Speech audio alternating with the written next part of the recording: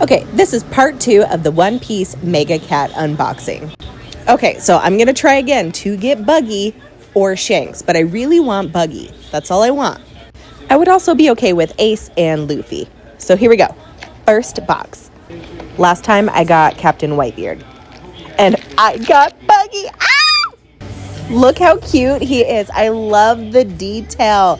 Look at his coat. This is amazing. I'm so excited I got the one that I actually wanted. Now we're going to try to see if we could get Shanks. But I'm going to be honest, I'm just super happy I got Buggy. For my second kitty, I got Izo. I really like the attention to detail to Izo's coat. But here are all 3 of the kitties together.